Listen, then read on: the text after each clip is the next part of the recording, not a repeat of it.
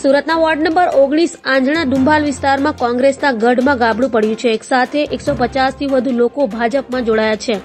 BJP કાર્યકર્તાઓની આગેવાનીમાં લઘુમતી સમાજના લોકો બીજેપીમાં જોડાયા છે।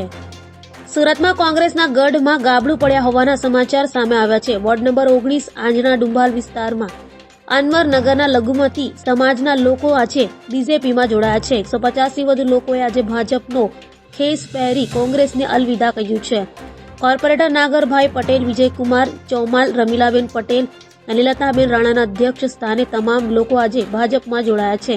ભાજપમાં જોડાયેલા તમામ લોકોનું કહેવું છે કે બીજેપીની સરકાર દેશમાં વિકાસ કરી રહી છે અને વિકાસમાં સાથ આપવો એ અમારું કર્તવ્ય છે।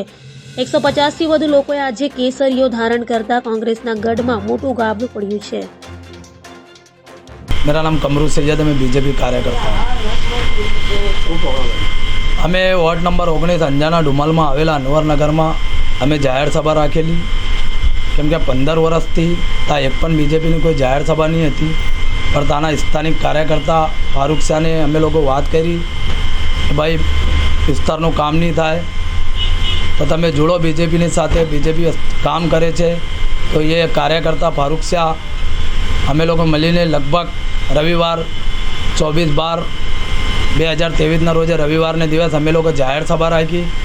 જાહેર સભામાં અમારા એરિયાના corporator Nagarbhai Patel, TP chairman Vijaybhai Chomal, TP chairman Ramilaben અને લતાબેન રાણા,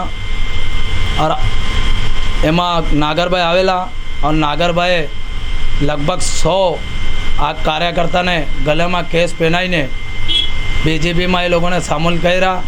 એ લઘુમતીથી આવે છે બધા લોકો।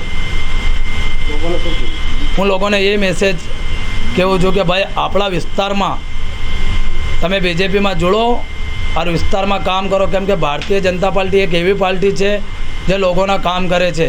સબનો સાથ ના સબનો વિકાસ। આજે અમારા વડાપ્રધાન માન્ય શ્રી નરેન્દ્ર મોદી સાહેબ, हमारा मान्य श्री